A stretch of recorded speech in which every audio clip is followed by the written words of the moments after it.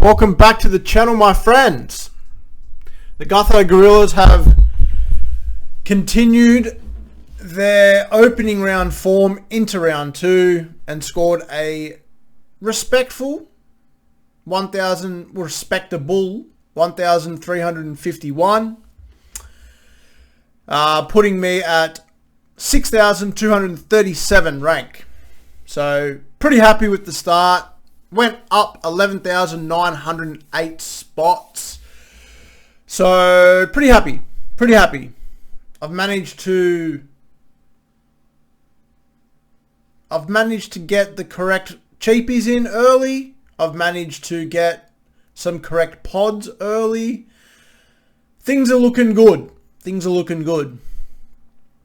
There could be a potential fire though with some players that we will soon be talking about. But it's okay. Let's go over it. I'm glad everybody had a solid weekend of footy. If you all had a really ripper week like I did, chuck it in the comments. Brag all you like. So, let's have a look. I won all 8 out of 8 league matchups, but I'm not really a head-to-head player, so that's just a bonus on top. Let's have a look, shall we? Now, Starling, MVP for me, 342k. Here was my pod. Scored 103. Love it. Beautiful. Absolutely love it. I had a really good chat with Sandon Smith, and I told him to pull his finger out of his ass.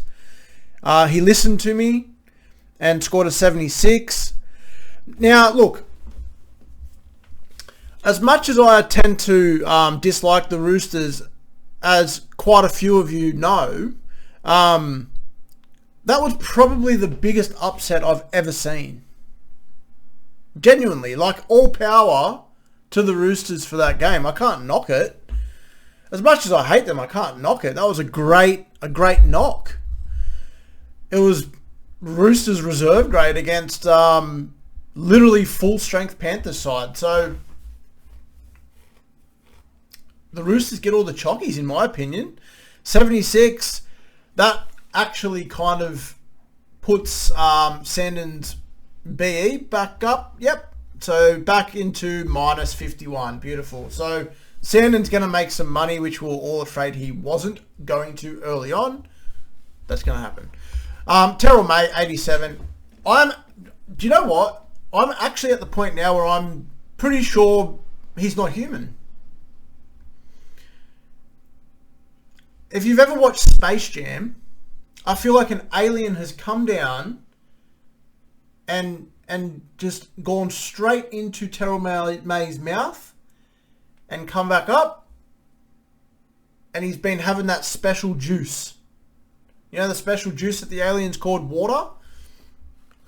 Pretty sure Terrell May is an alien on the special juice. 87, and I swear, I think it was like 37 degrees. Slam dunk. Nobody needs to be trading him out. And if you haven't got him already, I genuinely don't know what the fuck you've been doing. Corey Horsburgh, 84, solid again. He's just going to... He's going to be 650k, 700k sooner than you can think. What an absolute blessing. I played Nafua White, which I was pretty happy with, 56. I mean, when I say I'm pretty happy with, I wouldn't say I'm like, oh my God, what a masterstroke. I played Nafua White. No, I'm just happy. 56 on the bench. You know, it does its job. Ola Kawatu with a 44 was a bit how you going though. Like, I understand Manly had a shit performance. They were playing, I think they were at like 40% completion rate at half time. That's terrible. Obviously, if you were to go over Ola Kawatu's scores, I've got something to tell you, friends. That's one of his worst scores of all time. So, Ola Kawatu, I think that's just going to be a little bit of an outlier. I wouldn't be rushing out to get rid of him. Like, don't be stupid. Hosking with a 64. This is the fire that I might have to put out. Now, You're probably there saying, what do you mean a fire? He's been playing great.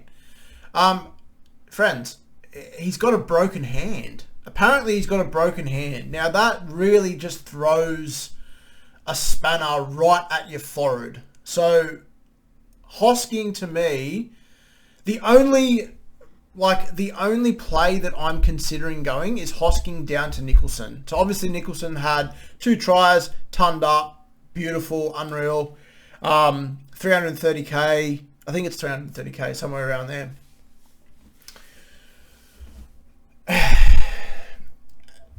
I didn't want to trade Hosking out. He's looked dangerous, but this is SuperCoach. So Hosking's going to probably come down. Yes, there's going to be job security, because what if Hosking comes back? What if he has broken his hand, he comes back in 3 weeks, and the next thing you know, it's Ricky Roulette all over again, and blah, blah, blah, blah, the rest is history. It's one of those things. I think that if he does have a broken hand and it is confirmed this week, we will know. And they say, look, he's out for, I think it has to be 3 weeks minimum. I think if he's only out for 2 weeks, you could almost hold. But if it's 3 to 4, I think go to Nicholson. That's just my plan of attack that I'm considering at the moment. Tino with 109. He just came off an ACL. 109. Like, condolences to the people that didn't start with him, and now you have to bust a trade to get him in. But Jesus Christ, at this point in time, I'm going to play him in my 2RF, because nobody really in the 2RF is lighting it up. And if Tino can score 109, I think he only played like 60 minutes, 65 minutes. I think it was 60 minutes. Actually, I think it was less. I think it was 55. So don't quote me on that. Don't be in the comments going, you're wrong, blah, blah. I don't know off the top of my head.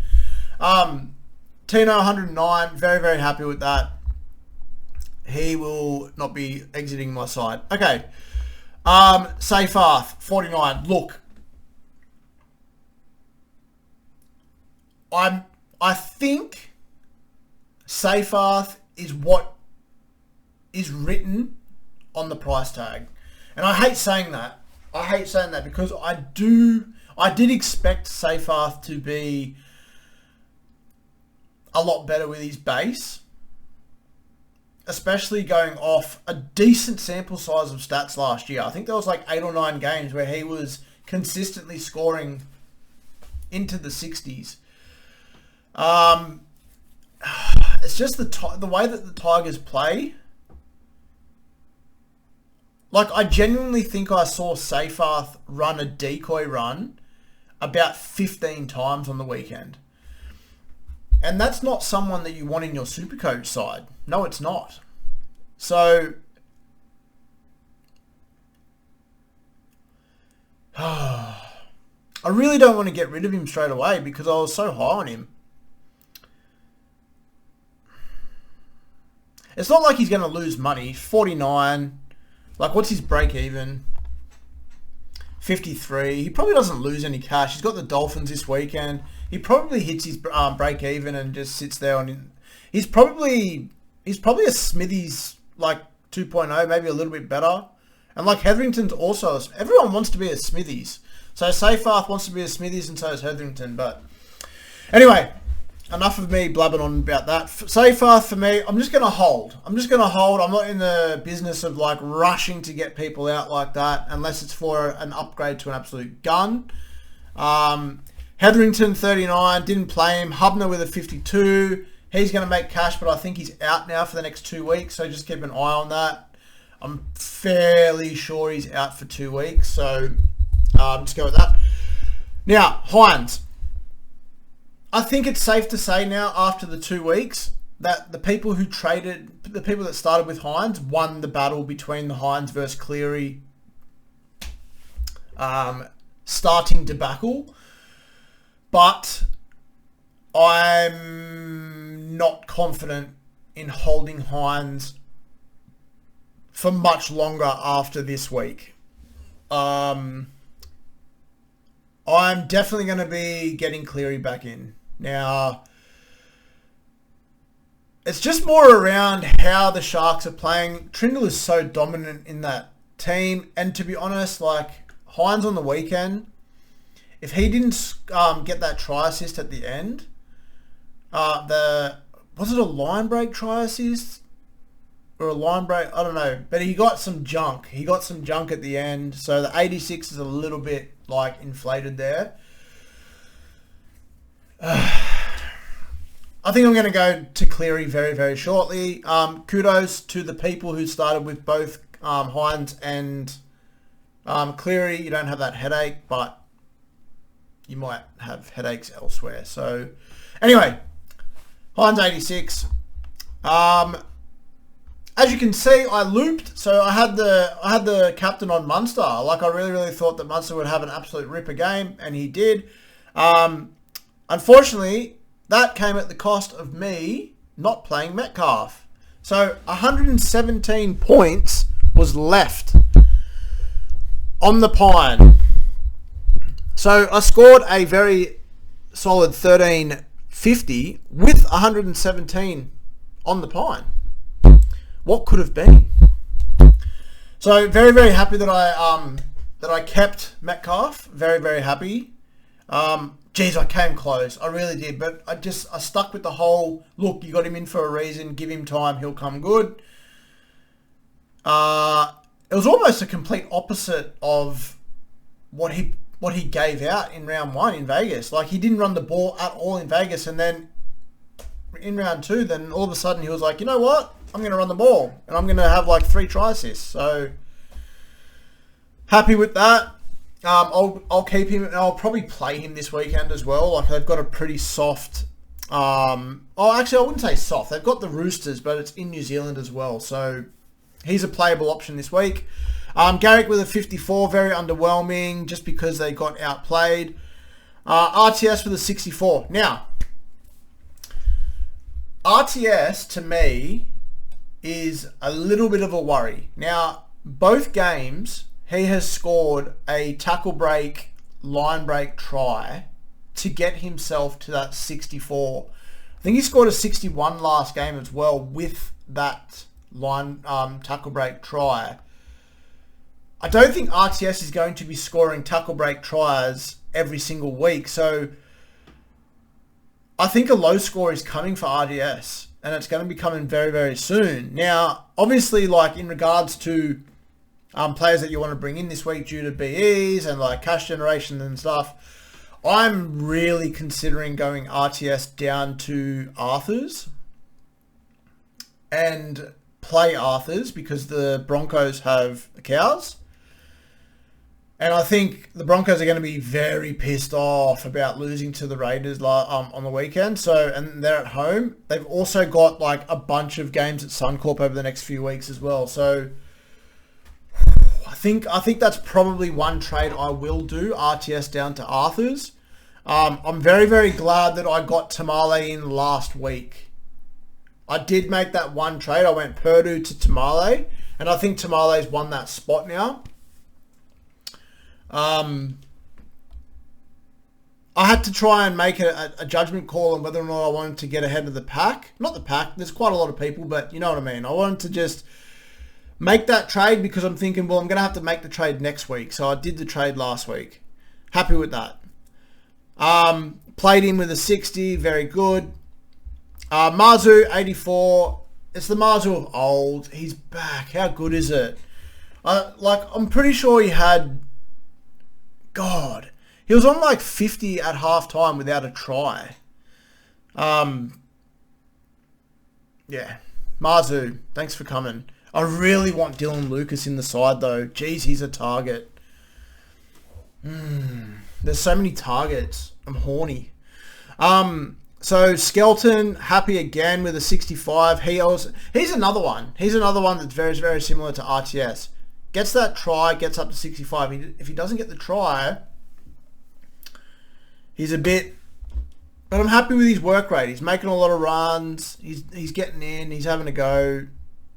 They seem to be going to his side too a lot. Even though Taruva got a hat-trick, they do tend to go to his side too as well. So the Tigers are going both sides. which is very, very comforting as a skeleton owner. Shibasaki 34, Toya 43. I didn't play Shib, didn't play Toya. Thank fuck. Turbo with a 59. I looped Pongers 129. I had no mate. When they kicked off, when the Roosters and Panthers kicked off, and Panthers scored in the first 4 minutes, I was absolutely shitting myself. And I was like, Cleary's going to go 200 here. And then all of a sudden, the heavens opened up for non-Cleary owners and the Roosters decided to have a crack. So I was sitting there and absolutely loving it, to be quite honest with you. Very, very happy with the 129. Looped that all day. Yongi, I believe Yongi is now going to become a headache. The Eels look shit. And I'm like, oh man, he's going to be sitting there scoring 20s and 30s. His break-even's minus 20. Don't get me wrong, he probably will make some cash. But the Eels look shit. And I just don't know, I think he's going to become a problem. And it's a very, very shit problem to have because he's 232k. Yeah. That's going to be an interesting fire to put out because I don't think Yongi's going to be making the cash that we thought that he would be. Moses seems to be a fair while off. Yep. Righto. Anyway, that is about it. Let's have a look-see at some of the players and what they scored because I'm just going to go over quickly. I'll just do a quick fire on the top round points and I'll tell you whether or not they are on my target list. So Gutho is 100% on my target list. If I can somehow find a way to go from Yongi up to a player, it's either going to be of two players. It's either going to be of Gutho or Kinney. I think it's Kinney season and I think the Titans draw is very, very good. Dragons draw is also okay after the bye. Gutho's just doing everything. So, geez, it's 146, man. He had 115 or something last week as well. Gutho was the guy. Everyone faded Gutho. He was the man. He's him. So, anyway, Teddy 119. Still too expensive. Tupou, Taruva. Try and not chase last week's points with Taruva. He's not going to score a hat-trick every single week. Jason Saab, 114. Rocks and Diamonds. It's going to be the same with Jesse Arthurs. If you want to run the gauntlet, I'd probably go Arthurs over Saab, purely based on price alone. Sam Stonestreet. I really am interested in Sam Stonestreet at 500k, especially with the Sharks draw. He's a cheeky pod player that I'd consider.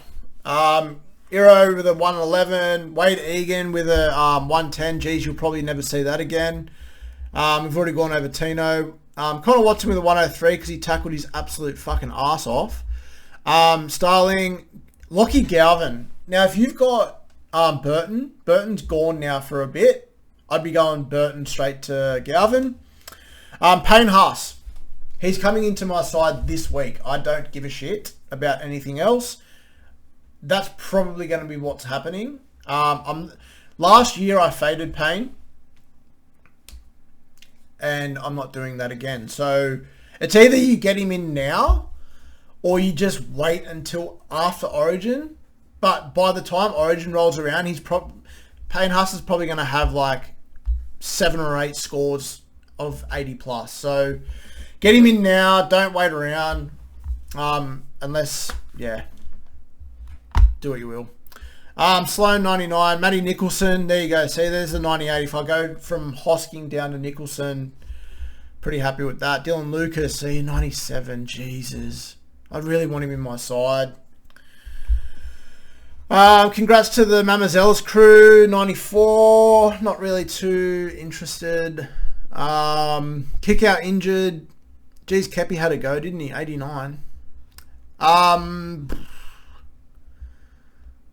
Sharp. So many of these players, like they were in and out of my side so early. Righto. Let's just go quickly over what my trades are going to be this week. Very, very sure that I'm going to boost. I think it's Boost City, and let's just do it. Let's just do it right here. We'll do it right here in front of everyone. So we're gonna go. We're gonna go Hosking down to Nicholson. So Nicholson, happy days. So complete that trade, which gives us 232k in the bank. Now, if I go, oh man, it's either RTS or Skelton.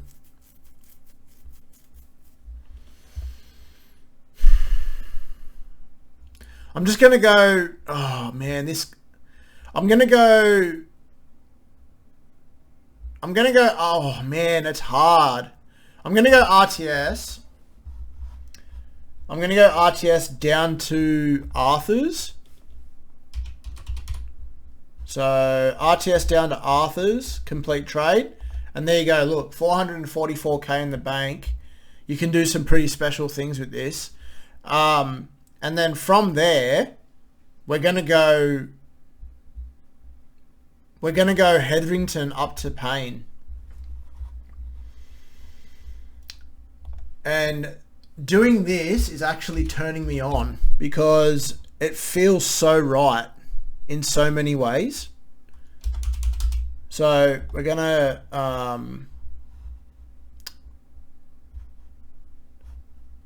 sub. Yeah, there we go.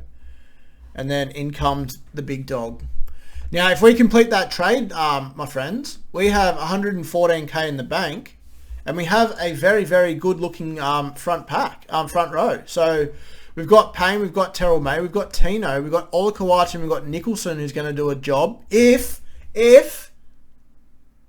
Hosking has broken his hand. And then that way we can put the reserve on horse. We can put the reserve on Seyfarth for a safe 50.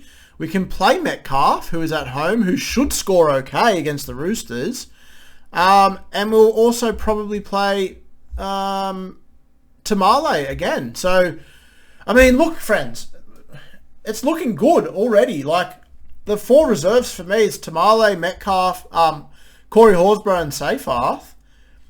Starting with a pack of Olakawatu, Tino, Nicholson, Payne Haas, Terrell May, Starling.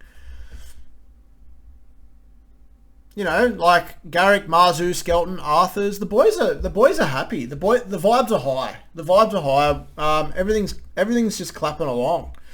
So there it is, my friends. Okay, so thank you very much for tuning in. The Gutho Gorillas are they're going okay. They're going all right. Things are good. We're happy. Let us know in the comments how you went. What are you thinking? Are you definitely boosting? Who are you boosting for? If you haven't already, give it a like, give it a comment. And yeah, thanks for tuning in, guys. Good luck. And yeah, let's rip in for another week. Cheers.